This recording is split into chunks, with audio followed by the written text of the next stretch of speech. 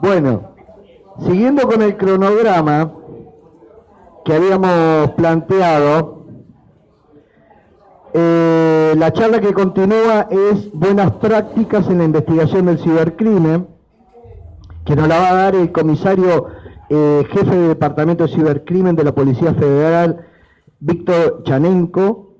Luego él va después del break del almuerzo, va a continuar con la parte 2 de esta charla en reemplazo de, como habíamos ya comentado, la charla de las investigaciones y nueva tecnología, caso práctico, investigación de grooming, de Carlos Gabriel Rojas, que no pudo asistir por problemas laborales. Bien, Víctor. Bueno, en primera instancia agradecerles por habernos invitado, a la gente del Ministerio de Seguridad, a la gente de la facultad que hoy nos cobija en este encuentro. En primera instancia lo que quiero aclararles es que yo no voy a hablarles de ciberseguridad. Yo voy a hablarles de cibercrimen, de delitos que se cometen mediante la utilización de tecnologías de la información y las comunicaciones. ¿Está bien? Es decir, si ustedes quieren... Ahí está, mejor. Si ustedes quieren saber cómo hacer para que esto no acontezca, lo que les recomiendo es anotarse en una carrera de grado, estudiarla, salir y después empezar a aprender lo que van a aprender cuando se den cuenta que no se aprende en la universidad esto. Pero es muy divertido, pasamos un montón de años en el claustro pensando que vamos a salir con todo el conocimiento necesario como para impedir que esto acontezca, y después vemos que hay un chico de 11 años que estaba aburrido con la Play en Namibia y nos hizo de goma todo nuestro sistema informático. Así que ya desde el vamos les digo, no existe la ciberseguridad. Lo que existe sí es la preocupación por mantener seguros nuestros sistemas. Entonces vamos, primero que nada quiero que entendamos de qué hablamos cuando hablamos de cibercrimen o de ciberdelitos, y después vamos a ver en esta primera parte de la charla lo que está más direccionado a los delitos que tienen que ver contra el patrimonio individual, contra las personas en general, personas pensándolas como personas físicas o personas jurídicas. ¿Está bien? La parte del delito propio o delito informático direccionado hacia el acceso ilegítimo a un sistema informático o el daño informático, creo que es más adecuado que lo vean con especialistas de la materia de ciberseguridad. Pero sí, la idea de esta jornada era que empezáramos a entender de qué hablamos cuando hablamos de cibercrimen.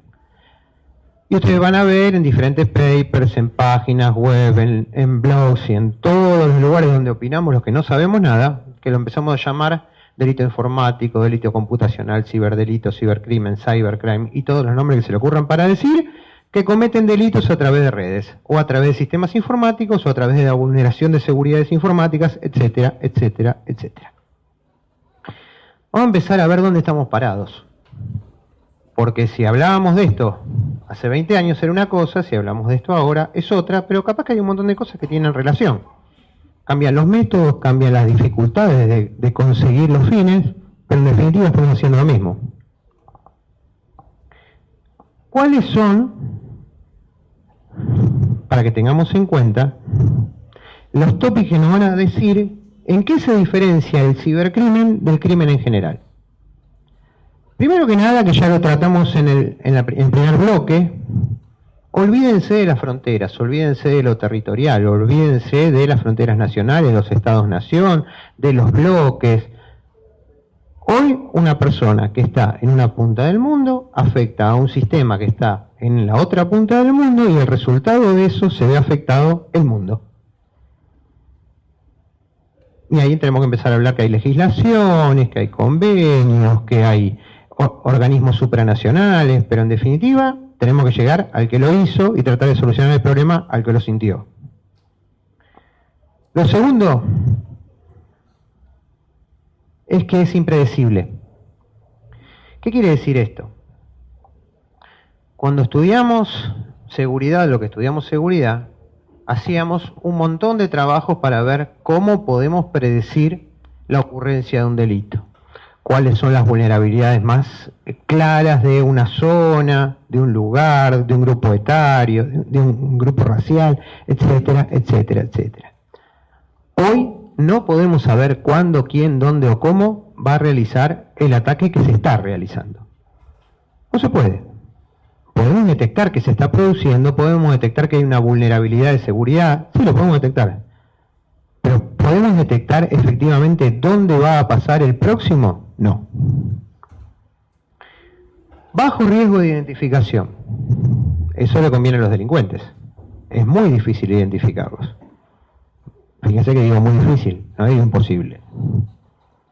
Si no, no tendríamos trabajo nosotros. Pero acá está la quinta pata del gato. Se necesita tener investigadores con alta calificación técnica.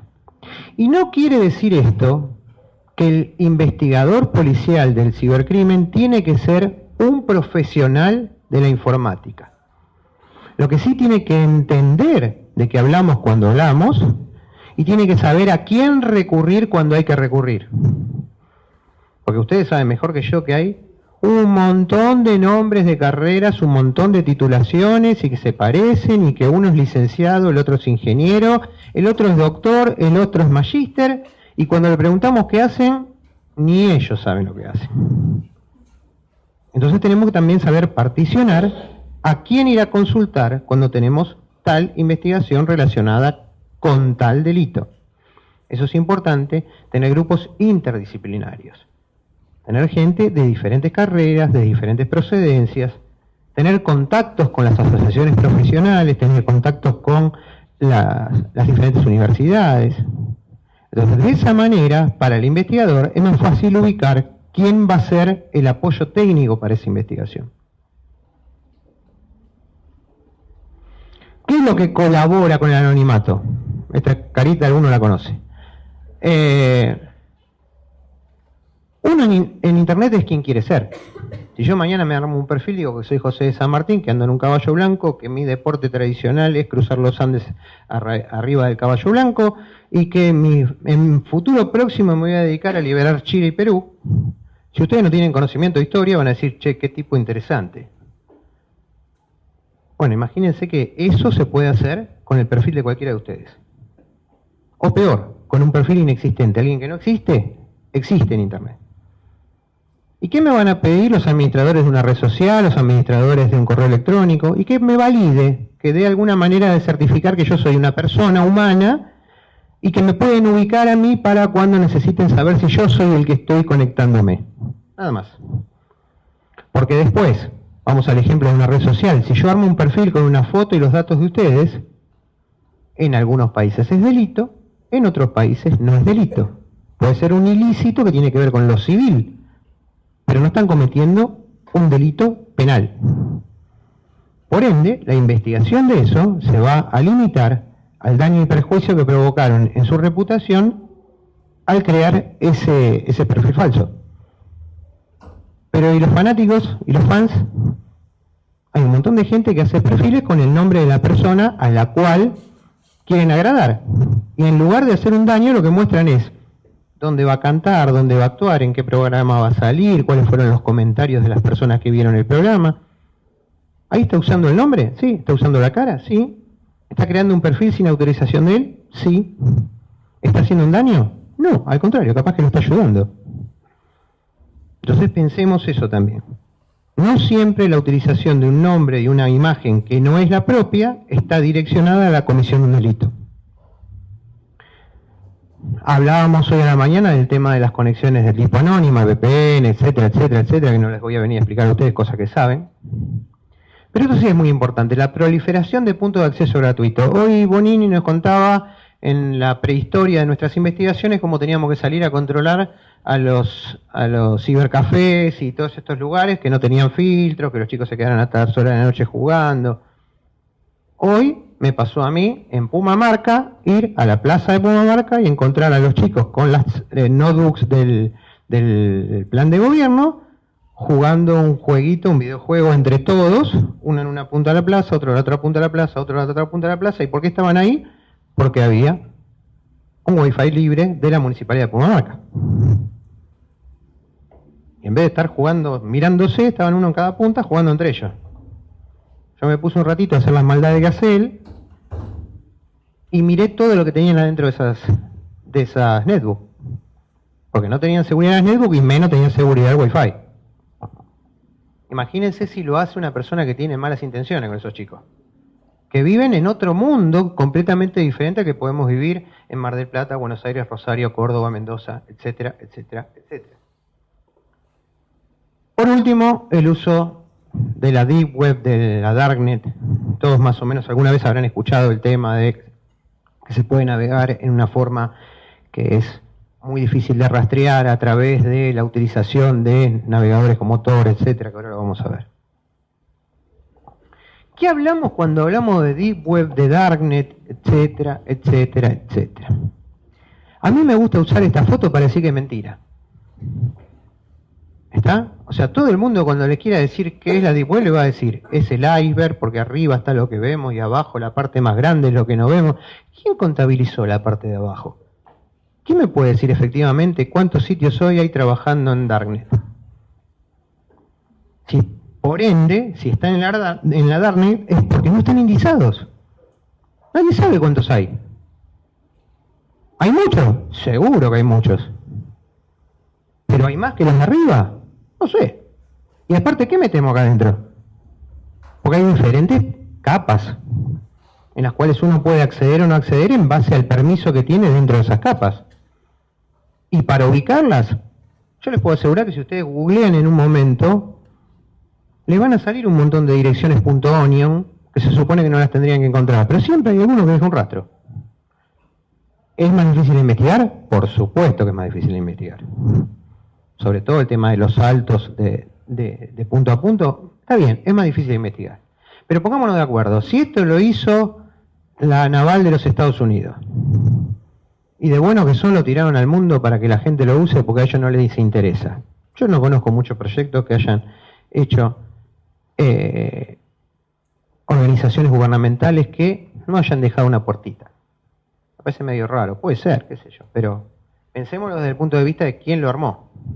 Es como que yo les dé, mire, les voy a regalar un browser que trabaja mejor que el Chrome y está hecho por la NSA de los Estados Unidos. Úsenlo, va a estar buenísimo, para mí. Vamos a empezar a hablar un poquito de las modalidades genéricamente, muy a grandes rasgos, para que entendamos por dónde va el delito en las redes sociales, en las tecnologías, en Internet, etcétera, etcétera, etcétera. Escucharon hablar de phishing, después vamos a ver unos casos específicamente de phishing en la próxima presentación, pero ¿qué es el phishing en general? Es un ardido engaño para que ustedes voluntariamente entreguen información. Esa información puede ser personal, esa información puede ser de credenciales para ingresar a sitios, esa información puede tener que ver con sus datos bancarios, esa información. Normalmente es una información que ustedes no le darían a una persona desconocida, salvo que tengan este ardido engaño. Las botnets, lo dijo hoy Pablo, es la temática de utilizar redes de computadoras que son impropias, que no son propias, que no son de manejo propio, a través también de un ardido engaño que permite tomar el control. Ese control se realiza postdatado, se puede realizar también desde un punto externo, ajeno a la red, etcétera, etcétera, para obtener algún beneficio. Pueden ser muchos. Puede ser un ataque de denegación de servicios, puede ser una minería de Bitcoin, qué sé yo. Hay un montón de formas de utilizar computadoras que no son mías para utilizar la capacidad de proceso o la capacidad de comunicación y no pagar. ¿Escucharon hablar de sextortion? A veces se confunde sextortion con grooming, no es lo mismo. ¿Qué es la sextorsión? Y que no tiene que ver con el tema de apropiarse de imágenes privadas a través del hackeo de un teléfono, que vieron esas chicas que salen a la tarde en la televisión, que cuentan que siempre hay un novio malo que le sacó la foto que tenían adentro del teléfono. Bueno, eso es otra cosa. Cuando ustedes escuchen la palabra sextorsión, es un delito de extorsión que está originado en un ardid que se utiliza sobre todo para personas mayores adultas, es Es raro que se lo hagan a un chico esto. Un chico, estamos hablando de un post-adolescente, ¿no? De un mayor de edad, pero joven. Normalmente se lo hacen a los adultos y adultos mayores, que tiene que ver con...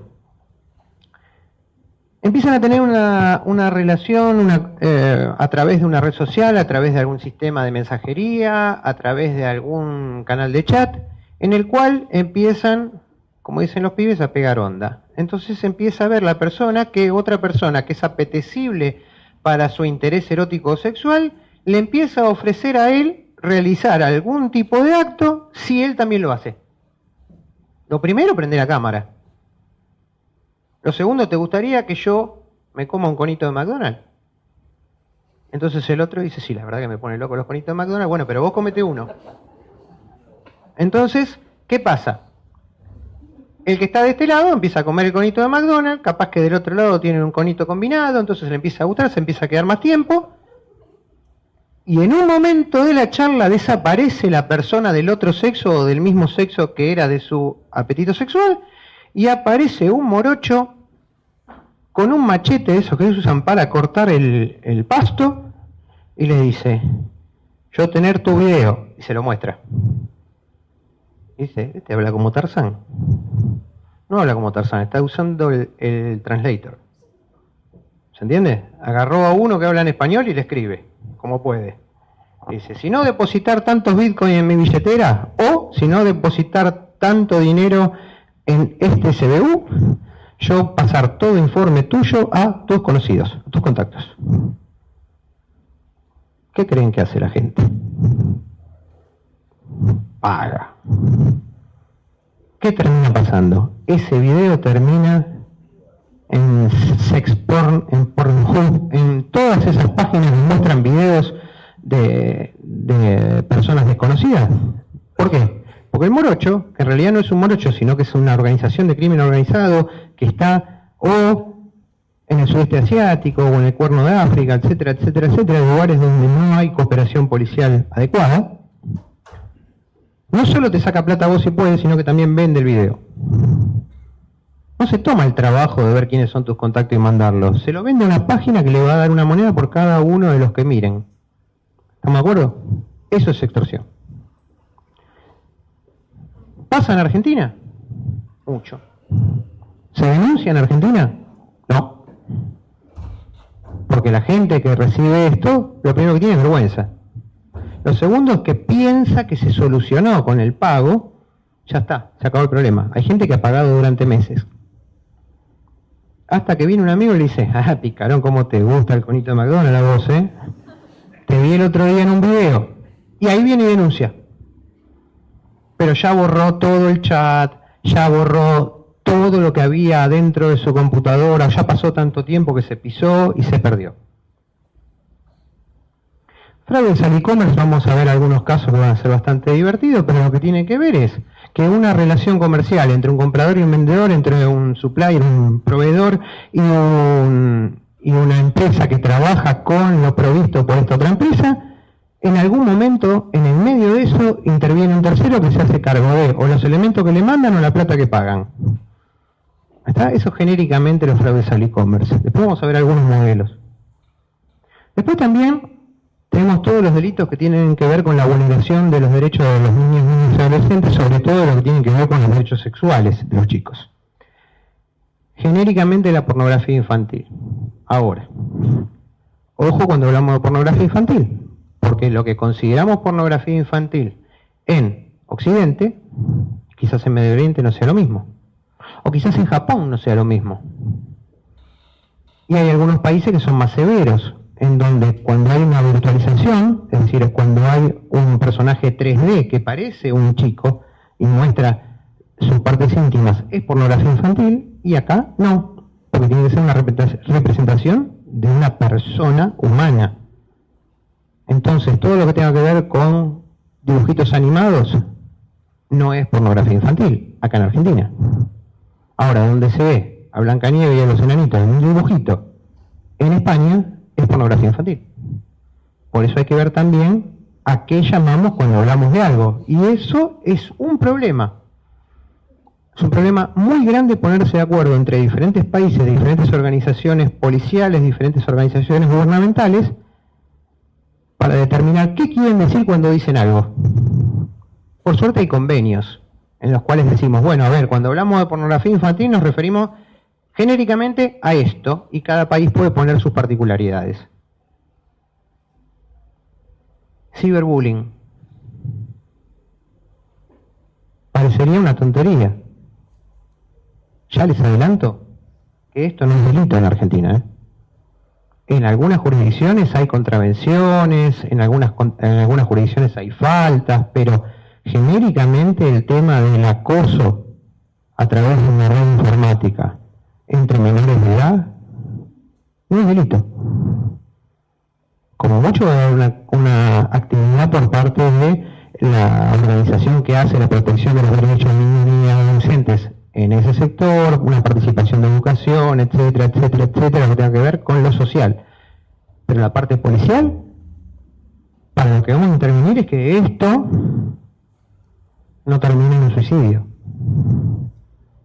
O peor, que el que es afectado por el ciberbullying se vista todo de negro, agarre una pistola y mate a todos los compañeros. Entonces vamos a lo preventivo acá. No es delito, pero ahí sí hay que hacer una acción previa a la conjuración del delito. El grooming. ¿Qué es el grooming? Hay dos factores que tienen que ser básicos para que exista el grooming. Un mayor tiene que contactar a un menor con fines sexuales. Y vamos a las tres cosas que dije. Primero, mayor. No existe grooming entre menores. Es otra cosa, pero no hay grooming. El delito de grooming en Argentina, el delito de ciberacoso, es cuando una persona mayor de edad contacta a través de tecnologías de las comunicaciones a un menor con fines sexuales. Importante. ¿Es necesario que se produzca la obtención de lo requerido por parte de la persona que contacta? No. ¿Es necesario que la persona mayor llegue a un encuentro personal con el chico? No. Acá estamos hablando de contactar con fines sexuales. Si después esto avanza y hay una exhibición por parte del mayor de videos pornográficos, etcétera, etcétera, ya estamos en otra cosa que se llama corrupción de menores, y así vamos cambiando en el concurso de delitos que pueden participar de esto. Pero acá estamos en claro que lo que tiene que haber es un mayor que diga o no que es mayor, se puede hacer pasar por menor, se puede hacer pasar por un compañero, lo que fuera, no importa el engaño que utilice, o también usan la coerción. Les voy a dar un ejemplo que pasó acá en Argentina con unos chicos de España. En un chat escrito, era la conversación algo así. Hola, hola, ¿estás solo? No. ¿Con quién estás? Con mi papá. ¿Vos lo querés a tu papá? Sí, ¿cómo no lo voy a querer? Bueno, si no querés que lo mate, me tenés que mandar una foto tuya. No, pero no, yo sé que está en tu casa. Si no querés que ahora vaya, le toque el timbre y lo mate, me tenés que mandar una foto tuya. ¿Qué creen que hizo el chico? 28 segundos tardó la persona que estaba contactando con el menor contactado para obtener la foto. 28 segundos. Le puedo asegurar que el padre podía estar al lado y no se daba cuenta de lo que estaba pasando. Y a partir de que tienen esa foto empiezan a extorsionar más. Ahora quiero tal cosa, ahora quiero tal cosa, ahora quiero tal cosa, ahora quiero que nos veamos en la plaza tal. Importante este delito. El delito acontece entonces cuando hay un mayor interconectado con un menor con un fin sexual. ¿Qué pasa si el menor no recibe ninguna comunicación por parte del mayor? Es decir, no hay un contacto real, no hablan entre ellos, sino que el teléfono lo agarra el papá y sigue diciendo que es el menor, y al papá le hacen la proposición que tiene que ver con lo erótico o lo sexual. Lo otro quedó nada más en un contacto de hola, hola, me llamo Juan, Jorgito. Entonces el papá concreta un encuentro, lo va a buscar a la plaza, le rompe la cabeza porque quería agarrar al nene, viene la policía, lo llevan preso, salen los diarios, Crónica TV te dice, último momento, encontraron a un degenerado que quería tener contacto con un menor. ¿Saben qué pasa con esa persona? Nada. Nada. Porque habíamos dicho que tenía que ser entre un menor y un mayor. ¿Cómo hay que hacer bien eso? Hay que hacer la denuncia, el juez tiene que autorizar a la autoridad policial a que empiece a actuar como el menor, haciendo en la figura de lo que se llama agente revelador, y un profesional de esto, conociendo la jerga de los chicos, empieza a conectarse con el mayor. Entonces todo lo que se obtenga va a ser válido, porque no estamos engañando a la otra persona, estamos cumpliendo una medida judicial. Miren la diferencia. En unos casos son dos mayores, pero en un caso es legítimo, en otro caso es ilegítimo. Después acá el colega de la provincia de Buenos Aires va a ir más a lo profundo de cuando un elemento obtenido ilegalmente hace caer toda una prueba. En definitiva, estamos hablando de gente que utiliza todos los parámetros que hablamos al comienzo de la charla para cometer delitos. El que quieran. El que quieran. Si yo agarro el Facebook, armo un perfil falso y digo, todos esos que están investigando cibercrimen, que están en la facultad de la Universidad Nacional de Mar del Plata, mañana se van a morir todos porque voy a poner una bolsa con Antrax. Nosotros nos enteramos porque me están escuchando a mí, pero capaz que alguien lo lee, vaya a hacer la denuncia. Es una amenaza. Es lo mismo que haber levantado el teléfono y hacerlo por el 911. ¿Qué cambió? Que cambió la tecnología de la comunicación. ¿Es un cibercrimen? Hay gente que dice que sí, hay gente que dice que no. Hay gente que dice que los cibercrímenes tienen que ser aquellos delitos que solo pueden ser realizados a través de la utilización de las nuevas tecnologías de la información y las comunicaciones. Porque una amenaza se puede mandar por telégrafo. Claro, hace 100 años el telégrafo era una nueva tecnología. Ahora esto, que lo mostró él también, sí, tiene que ver con el cibercrimen. Porque si yo le mando un malware por correo adentro de un CD y ustedes lo abren y levantan el CD, no creo que les afecte en nada, salvo que agarren el CD y lo metan dentro de la computadora. Algunos hay. O, como siempre, agarrar un pendrive y tirarlo ahí. Y les puedo asegurar que alguno de ustedes va a ir a ver qué hay adentro. Aunque se supone que los que estamos acá adentro más o menos algo de algo entendemos. Pero volviendo a este tema, tenemos un montón de maneras de llamar y de hacer iconitos muy bonitos a lo que en definitiva que son software maliciosos, programas que fueron creados para realizar algo que éticamente no es correcto. Y vieron que no usé la palabra hacker hasta ahora, ¿no? Porque empiezan las grandes discusiones. No, porque yo soy hacker ético, porque yo lo que hago es buscar vulnerabilidades para avisarle, porque mi función en la vida es que el Internet sea seguro. Entonces yo entro a los sistemas de ustedes, me entero qué problema tienen, voy y les digo. No busco recompensa, no busco que me salir en los diarios. Muy bien. ¿Cómo se llama eso? Ingreso ilegítimo a un sistema informático, es delito. ¿Por qué lo hicieron? Va a ser una causa de excusación en el juicio. ¿Qué hay que hacer? Si uno quiere trabajar de hacker ético, hacker blanco, de sombrero blanco y todas esas formas bonitas que se usan para decir que están haciendo cosas que no se deben, hacer un convenio de confidencialidad con la empresa que se lo quieren hacer o con las personas que se lo quieren hacer, ir y ofrecerle el servicio y decirle, mire, a mí me gustaría comprobar la seguridad de su sistema y si encuentro algo se lo regalo lo que encuentro. Nosotros que somos un grupo de la Facultad de Ingeniería de la Universidad de Mar del Plata queremos ver si su sistema es seguro o no es seguro. ¿Usted nos da su sistema para verlo? ¿Podemos tratar de hacer un ingreso agresivo a su sistema? Nos ponemos de acuerdo, la parte jurídica de la empresa firma una confidencialidad con ustedes, si no la cumplen van presos. Pero si la cumplen ese fin social que querían hacer como hacker ético, hacker blanco, etcétera, etcétera, etcétera. No le digo que está bien o está mal, le digo lo que es la legislación en Argentina. Porque la mayoría de las veces cuando ingresan a un sistema informático y vamos y le golpeamos la puerta, Lo primero que me dicen, pero yo no le hice daño a nadie.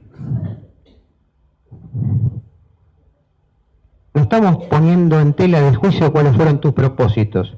Ahora, el acto que realizaste dentro de la legislación penal argentina está tipificado. ¿Comprenden la diferencia? No quiero decir que esté de acuerdo, ¿eh? Quizás a mí me gustaría que hubiera un párrafo que dijera, cuando el hecho se hubiera realizado con fines altruistas, no será delito, pero eso no lo dice la ley. Entonces, como no lo dice, en estos actos que realizamos para concientizar, yo sé que ninguno de ustedes hace esas cosas, pero si conocen a alguien que las haga, dígale, ojo, que si las haces con un bien, con un fin benéfico, igual está cometiendo un delito en Argentina. ¿Qué hacen las empresas? Sobre todo las grandes. Como saben que hay mucha gente que se dedica a esto, prefieren, en lugar de denunciarlo penalmente, llamarlo y decirle, te doy un premio. Mira, te ganaste esta camiseta de Google y te sacas una foto conmigo. Saca la foto. Este se ganó $10.000. Algunos dicen que es buenísimo eso. Yo no sé. No sé porque todavía no tenemos tantos casos como para decir si esa gente, aparte de darle la novedad a la empresa y si la empresa solucionó el conflicto o lo tapó nada más, no se lo pasó a otro para que vean, mirá cómo logré yo entrar acá.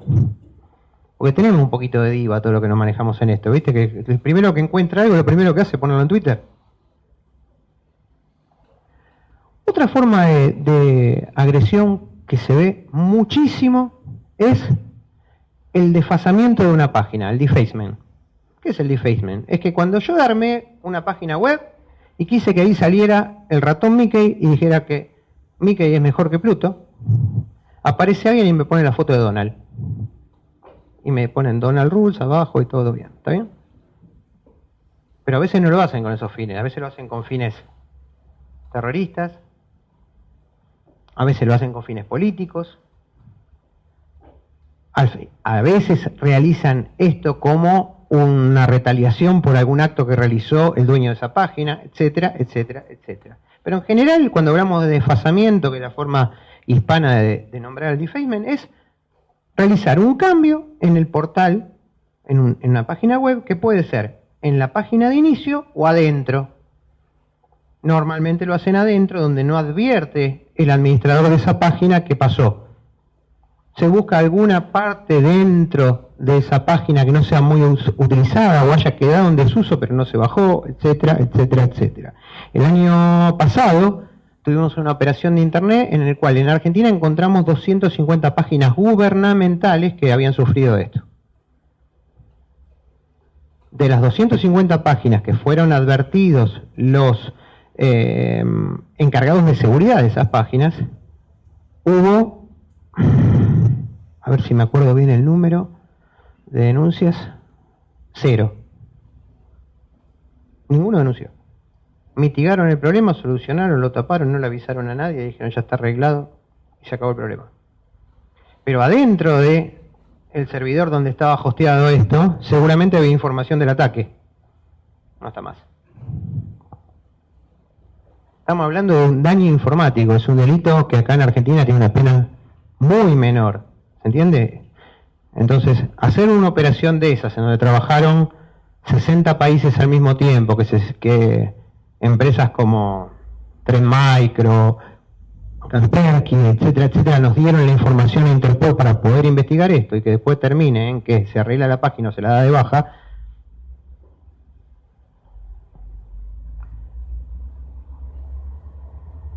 La utilización de las tecnologías con fines terroristas.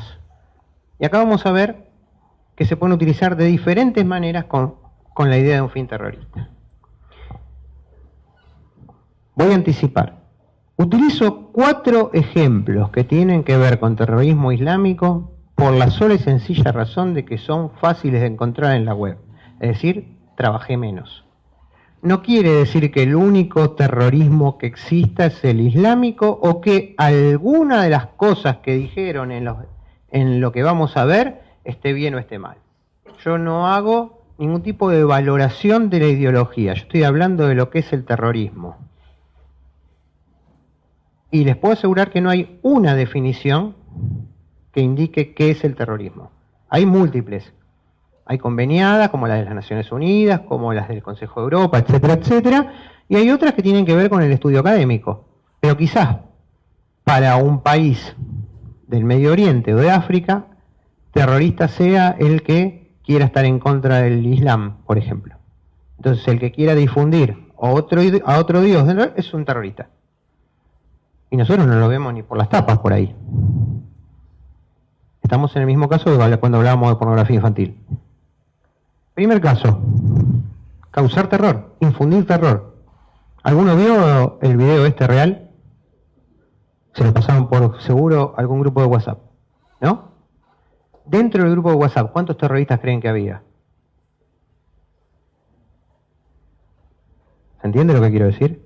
La difusión de la actividad del grupo que realizó estas imágenes lo realiza gente que ni siquiera adhiere a la ideología del grupo, pero utilizan algo que se conoce mucho en la humanidad y desde hace mucho, que se llama morbo.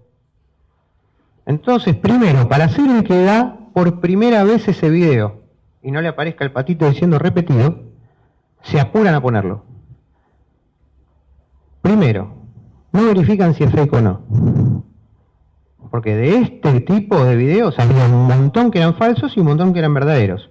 Pero a los fines que buscaban las organizaciones terroristas, se enteró el mundo de que ellos mataban gente. Y si vos te quedabas mirando hasta el final del video, mira, te decían por qué los habían matado. Otra de las utilizaciones de las tecnologías es referir a un atentado o a un hecho violento, el cual no tiene indicios vehementes del origen del atentado, y decir fuimos nosotros. Entonces la autoadjudicación de hechos violentos por parte de grupos terroristas es mucho más fácil con las tecnologías.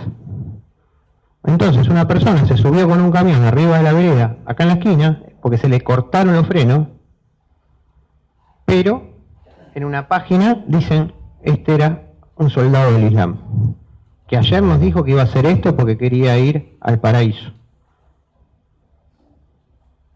¿Es verdad? ¿No es verdad? No importa. Hoy no importa que sea verdad. Pero utilizan los medios. Difundir la ideología.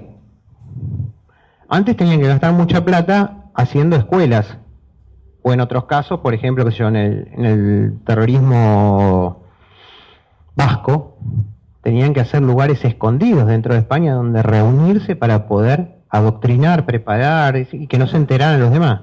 Ahora no, ahora te ponen un link, entra acá que te vamos a mostrar todo lo que opina nuestro jeque. Y por último, y el más interesante, conseguir financiación.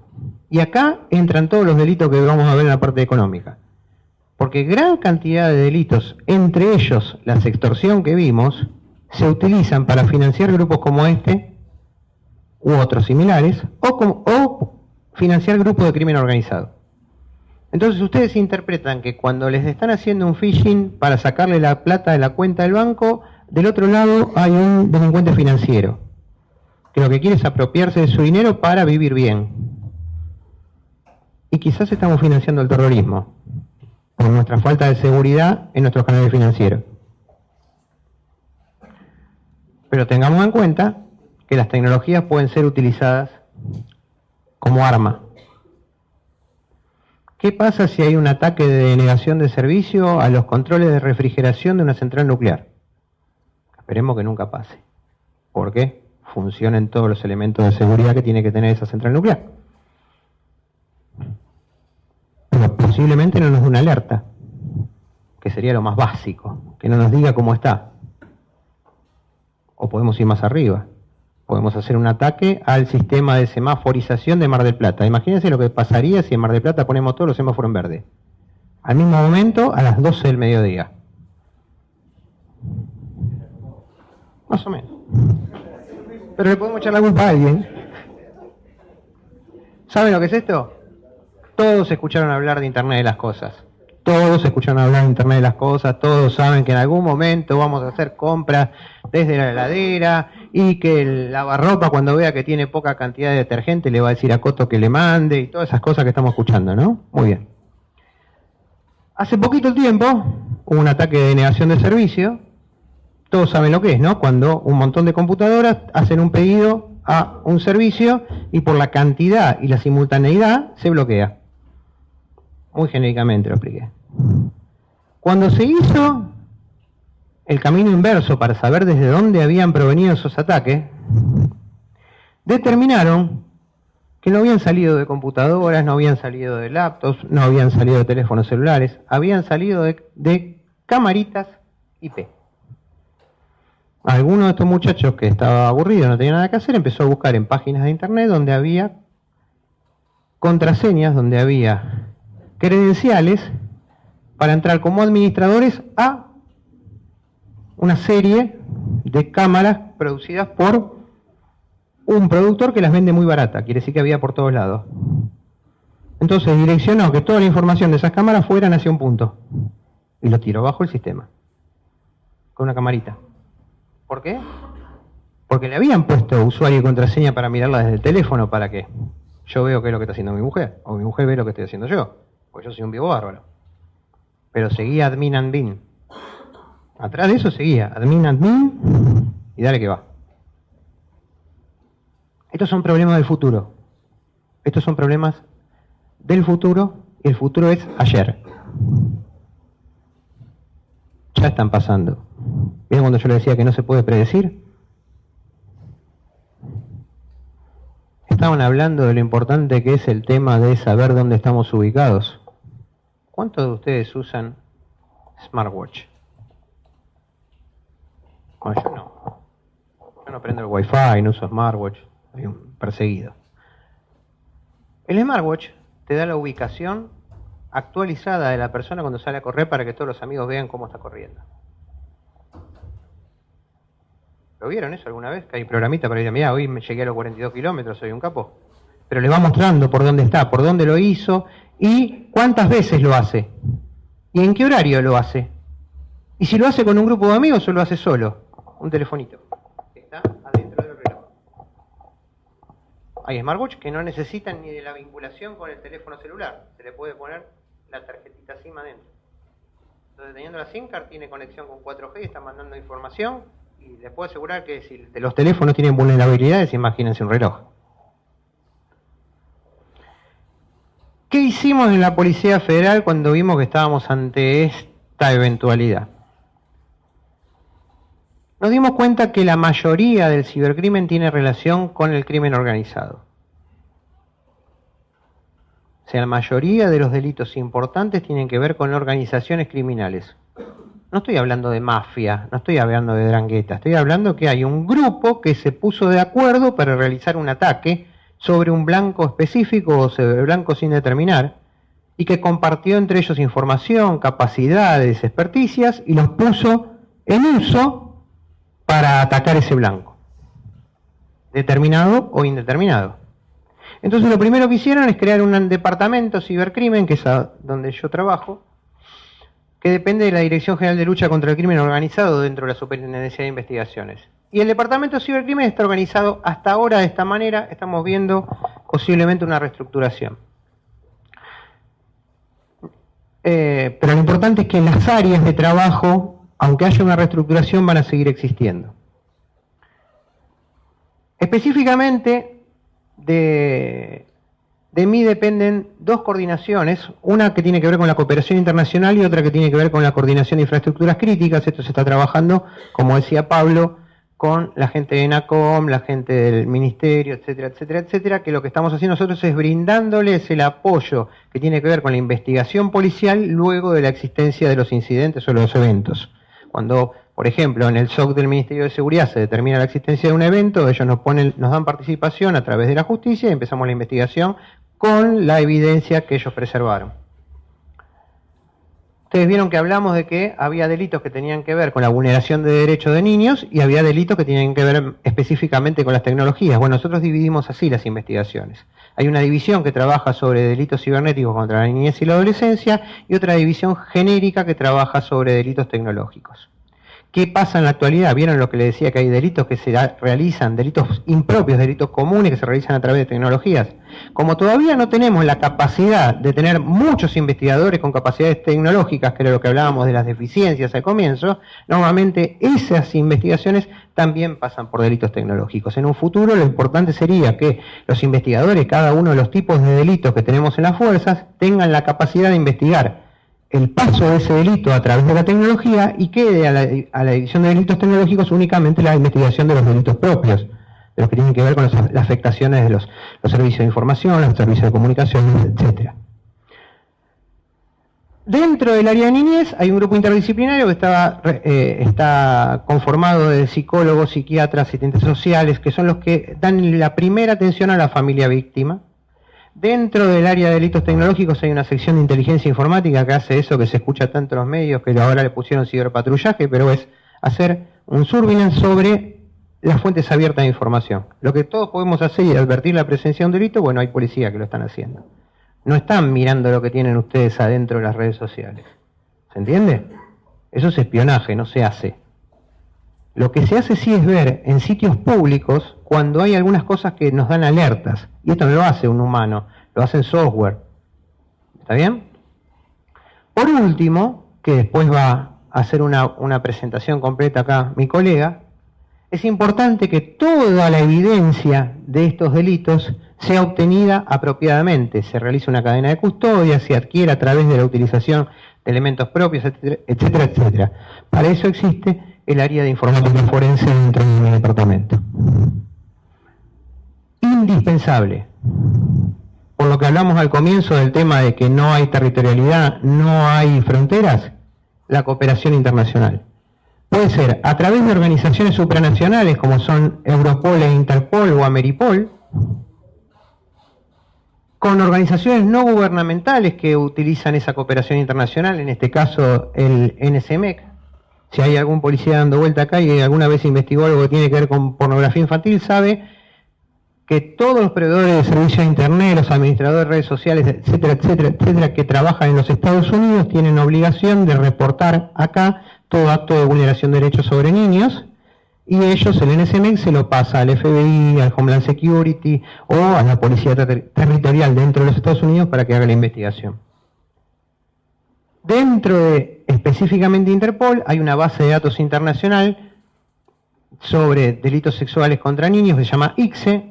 Esa red, que si tenemos tiempo la vamos a ver a la tarde, pero genéricamente lo que les digo es un ámbito en donde los investigadores de delitos contra niños pueden interactuar, hacer conocer sus investigaciones en forma segura, compartir imágenes, compartir videos, y la inteligencia artificial de este sistema las compara y poder alertar a dos países cuando están investigando lo mismo, o alertarte cuando esta investigación ya se hizo, o esa imagen o esa serie de imágenes o videos ya son conocidos y ya se identificó al chico, o el chico no es identificado pero te dice de qué país es. Esto es muy útil para las investigaciones que estamos realizando.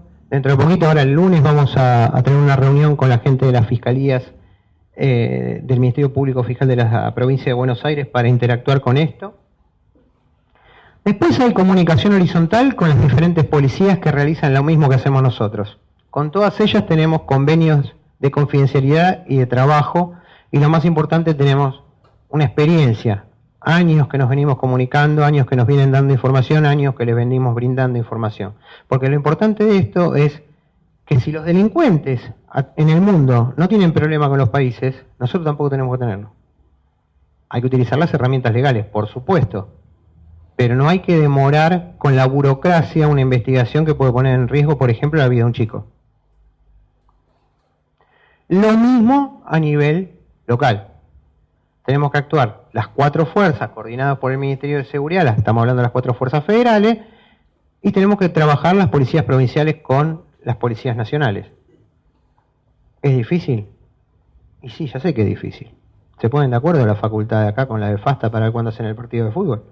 Y a veces tardan. Bueno, imagínense en 24 jurisdicciones que tienen códigos procesales diferentes, que dependen de diferentes gobernadores, que los gobernadores son de una idea política o de otra, y cada uno de ellos estudió de una manera en una escuela diferente, y algunos tienen unidades especializadas en delitos cibernéticos y otro lo trabaja la división que hace trata de personas, y así, y así, y así. ¿Cómo se logra esto?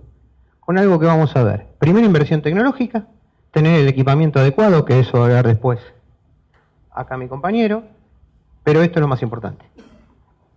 Capacitar. Para que se den una idea, el mes pasado estuvimos capacitando en la Agencia Regional acá en Mar del Plata, en el puerto, a 100 agentes e investigadores de la Policía Federal de diferentes delegaciones de este área. Este mes hicimos lo propio en Cuyo. El mes que viene vamos a Tucumán. Y así sucesivamente, una vez por mes en cada una de las regiones de la Policía Federal, todos los años. Son 100 más 100 más 100 más 100 más 100. Algún día, toda la gente que investiga va a tener por lo menos idea de lo que se debe y no se debe hacer y a quién recurrir para preguntar cuando no saben qué hacer. ¿Qué es lo que yo propongo en todos los casos civiles, policiales, judiciales? Conozcámonos, sepamos a quién recurrir. Cuando yo no sé cómo se produjo una vulneración, un ataque, trato de ir a los profesionales que me digan, mira, yo tengo esta prueba, ¿qué encontraste? Y ven y contame, ¿cómo puede ser que se haya hecho? No para la investigación penal, ¿entiende? Sino para saber cuál fue la modalidad que se utilizó y poder alertar a mis colegas y decirle, mire, están usando esto. No sé cómo estamos de tiempo. ¿Estamos bien? Bueno.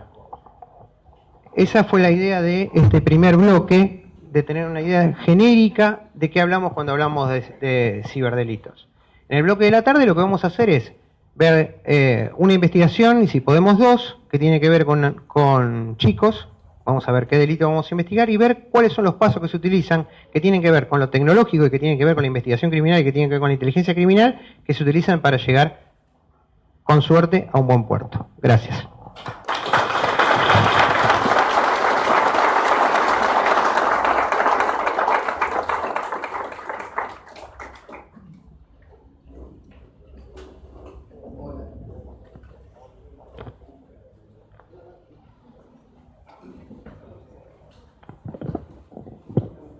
Hola, ¿quieren hacer alguna pregunta? O si no, sí, hacemos el break y seguimos a la tarde, después de la tarde, ¿sí? Bueno. ¿Sí? ¿Cómo? Ah, sí, un segundo. Volvemos a las 14 y lo que sigue es, bueno, la segunda parte que nos va a dar el comisario Chanenko. Después sigue la charla, la importancia de la preservación de prueba informática en el proceso penal, del comisario Norberto Andrián Gabot, de Policía de la Provincia. Y después, bueno, hay una mesa con el licenciado Rodrigo Bonini, que estuvo hoy junto con Pablo Lázaro, que es el director nacional de investigación del Ministerio de Seguridad, y Diego Inchausti, sí, que es el juez federal número 3 de Mar del Plata. Sí, la pregunta.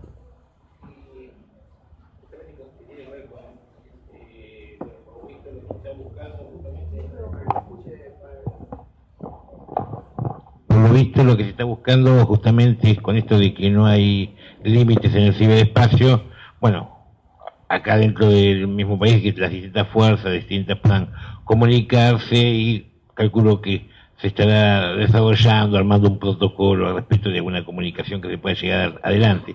Pero la pregunta está asociada un poco a una pregunta que le hicieron a Pablo también, pero por ejemplo, ¿qué pasa con las cuestiones que tienen que ver con los que realmente manejan información, llámese los proveedores internacionales, y más sobre los DNS, porque se habla mucho de los DNS, sino los proveedores de IP y por dónde pasa el tráfico, los que manejan los routers y cuestiones que tienen que ver con empresas de comunicaciones? ¿Qué tal es la fluidez de la respuesta que se hacen a los pedidos o de la justicia o de la policía o como se pida, ¿no? Bueno, ¿ahora sí? Hola. En primera medida, tengamos en cuenta que no hay una legislación argentina que obligue a los proveedores de servicios de Internet o de comunicaciones a mantener información que tenga que ver primero con el tráfico y sobre todo con los contenidos de ese tráfico. Por el contrario, los contenidos de ese tráfico están resguardados por las garantías constitucionales.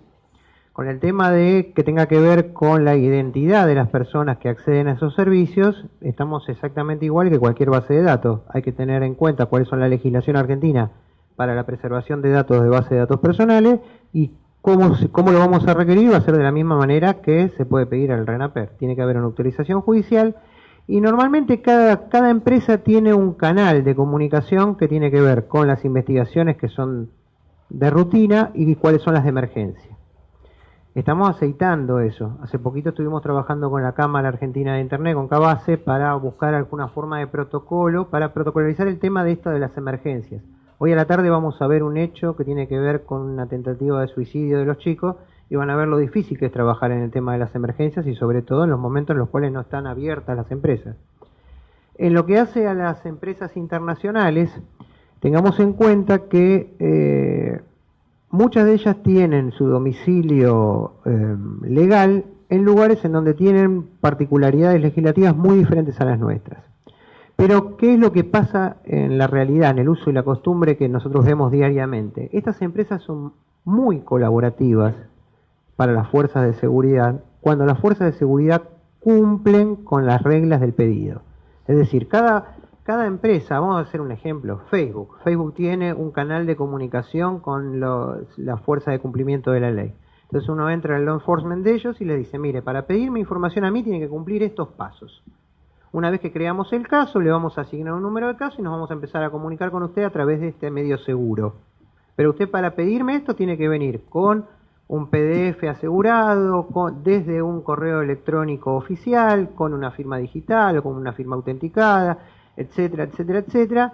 Entonces, cuando nosotros verifiquemos que ustedes cumplen todos esos pasos y no esté dentro de las limitaciones de nuestra norma legal, es decir, no me esté pidiendo información de una persona que no vive en su país, o no me esté pidiendo información de un nacional de donde yo tengo radicado, como en ese caso no se ve afectado la legalidad de mi información, porque no estoy afectando a una persona que vive en el país donde estoy yo radicado, o está protegido por una ley externa a la suya, le doy la información porque me la está pidiendo un juez. ¿Se entiende? La información que me van a dar generalmente no tiene contenidos. No tiene contenidos. No me manda las imágenes que uno haya levantado. Normalmente uno le dice, mire, este levantó esta imagen. Necesito saber quién es este. Y vamos a ver las formas. A la tarde vemos cómo se hace. Ustedes deben tener una idea ya, porque todos escuchan IP, logs, todas esas cosas, etcétera, etcétera, etcétera, pero hay un montón más de información que te dan. Pero no te dicen qué es lo que publicó, qué es lo que tiene publicado, no te mandan la copia de lo que grabó, y normalmente, si lográramos en algunos países donde se puede hacer un correo electrónico espejo, etcétera, etcétera, es desde el momento de la recepción del oficio en adelante, no para atrás. Porque la vulneración del derecho a la intimidad que va a sufrir esa persona por el mandato judicial es desde el momento que se ejerce ese mandato judicial y por un término de tiempo que establece el juez. Es lo mismo con una intervención telefónica. Ahora, cuando estamos pidiendo datos de redes sociales o datos de correo electrónico, lo que nos van a mandar es normalmente todo lo que tiene que ver con los logueos, con las conexiones, con la creación y con todo dato que tengan, por ejemplo, de esas dobles validaciones que tanto preocupaban acá el compañero. Ellos preservan esa información, no se la dan a cualquiera. Sí o sí tiene que ser desde un correo electrónico oficial que esté relacionado con una fuerza de cumplimiento de la ley o con una autoridad judicial, y tiene que tener embebido un oficio judicial firmado. En algunos casos permiten por fiscales, en otros casos exigen que sea un juez, en otros casos exigen que sea un juez de competencia nacional y que no sea un juez provincial o municipal. Cada cual tiene sus reglas. Si uno las cumple, evita tener que hacer toda la rogatoria internacional y perder un montón de tiempo para obtener esa información. En lo que hace a la Argentina es preferible ir, golpear un poquito, tocar un timbre, explicarle qué es lo que estamos investigando, decirle que estamos apurados. Pero las empresas grandes ya tienen los mismos canales armados como para mandarnos rápido la información que estamos precisando, pero como todo, como es un gasto, porque tienen que tener personal y manejo de información y alojamiento de información, ellos van a evaluar cuándo te mandan esa información. Si es un hecho que hay un peligro de vida, un riesgo inminente de vida, como un secuestro extorsivo, como una persona perdida, como un chico al cual están vulnerando, seguramente la contestación va a venir mucho más rápido que si estamos investigando un fraude. Espero haber completado la respuesta.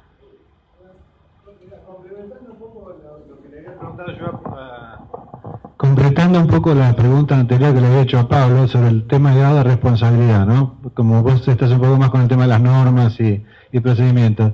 Yo lo que preguntaba anteriormente, o sea, la pregunta completa era: ¿qué grado de responsabilidad civil tiene? Por ejemplo, Telefónica, sí, porque le entra un virus, se te estropea un montón de información que vos podés utilizar o que vos le solicitás a la empresa, porque estás haciendo un seguimiento de un crimen, de un cibercrimen, y la empresa te dice: ah, no, me entró un virus y los registros de ese año no los tengo.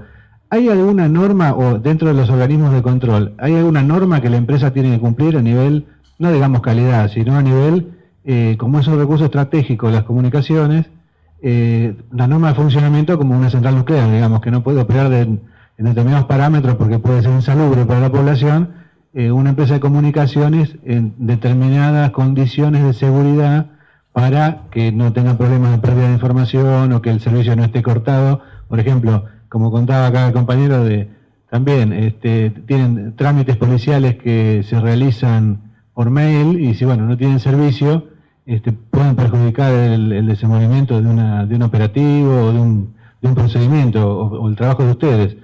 ¿Hay alguna norma que les agregue responsabilidad a la empresa por dificultarte el trabajo? O sea, esas empresas grandes, no estamos hablando como en el caso de Telefónica, que deberían, o sea, que una empresa de telecomunicaciones te diga: se me cayó el sistema, realmente es patético, pero pasa. ¿Hay alguna norma que ellos tienen que cumplir con los organismos o algo? ¿O no hay nada? La respuesta es básica: no. Tengamos en cuenta, quiero volver sobre mis pasos a algo que les expliqué cuando estábamos hablando del phishing. Para que un hecho sea un delito y sea perseguible penalmente, tiene que haber una norma previa, tiene que haber un artículo del Código Penal o una ley especial que establezca que la no realización de medidas de seguridad por parte de los proveedores de servicios de Internet es un delito. No existe ni acá ni en el exterior. Porque ahí lo que se habla es de responsabilidad social empresaria por un lado, y por el otro lado de las responsabilidades civiles. Entonces estamos hablando de un fuero completamente diferente, ¿se entiende? Es decir, si un usuario se sintiera afectado en el cumplimiento del contrato que tuvo entre la empresa y el usuario porque fueron vulnerados sus sistemas de seguridad, lo puede demandar. ¿Está bien? Y tendrá que responder patrimonialmente o tendrá que hacer algún tipo de actividad a nivel de preservación de ahí en adelante ordenada por un juez. Pero no hay una norma específica. Con el tema de la preservación del dato, de los registros, googleen una discusión que hubo muy importante hace unos años cuando se quiso establecer una ley que se llamó ley antiterrorista, que ya el solo hecho de llamarse antiterrorista era una locura, pero bueno. Pero dentro de esa ley había algunos parámetros que tenían que ver con la preservación de los datos, que estaban copiados de legislación extranjera que no tenía nada que ver con el antiterrorismo. ¿Está bien? Entonces podrían haber hecho tranquilamente una ley de preservación de datos personales que tuvieran que ver con datos de tráfico y no de contenidos, pero sí saber que A habló con B, que eso en el teléfono lo podemos pedir. Si yo quiero pedir el listado de llamada de Pablo de hoy a la mañana, me dice a todos los que llamó. Ahora, ¿por qué? Por teléfono sí y por IP no. ¿Me comprende lo que quiero decir? Pero bueno, en lo penal la analogía no existe.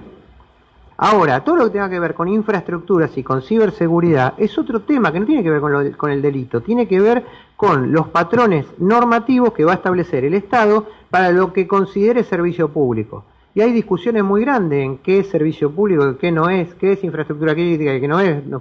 Tardamos bastante en Argentina de establecer cuáles eran las infraestructuras críticas, y no crean que otros países lo hicieron mucho más rápido que nosotros. Entonces, no tiene que ver con el control que hace, en este caso, el Ministerio de Seguridad o las fuerzas policiales, que las empresas cumplan con su deber. ¿Por qué? Porque si a mí me da un mandato un juez que me dice: vaya y preséntese en la empresa telefónica del Congo y deme la información que tiene, yo me presento y le digo: me tiene que dar esta información. Si no me la da, entra en desobediencia y comete un delito el responsable de esa empresa por no darle lo que le está pidiendo el juez. Ahora, si la respuesta es: no lo tengo, cumplió con el pedido del juez, porque no entró en desobediencia. Le dijo, tiene 24 horas para contestarme. En 2 horas me hizo un oficio hermoso con el logo de la empresa, me lo firmó el CEO, todo. Y dice, yo no lo guardo. Y no está incumpliendo con ninguna norma, porque no hay ninguna norma del ente regulador o una norma legislativa que establezca que tiene una obligación de guardarlo. Y si por ende no tengo obligación, lo hago si quiero. Y si vos me venís a que te dé algo que yo no guardo porque no quiero y no me lo obliga la ley, ¿en qué delito entro? Ahora, que las empresas lo guardan por otros motivos que tienen que ver también con la facturación, con el cobro de cuando me paso del tiempo que tengo para navegar por internet, etcétera, etcétera, etcétera, hace que lo tengan. Entonces a veces cuando no me lo quieren dar me dan una cosita que se llama orden de allanamiento, que yo voy, le golpeo la puerta, me meto, enchufo y miro a ver si lo tenían o no. Igual que me hayan dicho que no lo tenían y lo tenían. Las empresas grandes no tienen ese problema.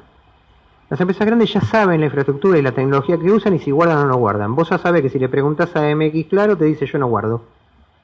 Porque utilizo este tipo de sistema que hace que la IP sea compartida, porque tengo otro, lo que fuera, ¿está bien? No vamos a ver temas como ese, pero lo que les quiero decir es que nosotros ya sabemos que si le pedimos a Claro o a MX, nos va a decir que no lo tiene. Pero sí va a tener datos de creación de la cuenta o datos de creación del servicio. Y puede llegar a haber un correo electrónico asociado, puede llegar a haber un pago con tarjeta de crédito, y ahí te da otros datos. Son técnicas de investigación que las vamos a ver a la tarde. Una pregunta más y hacemos...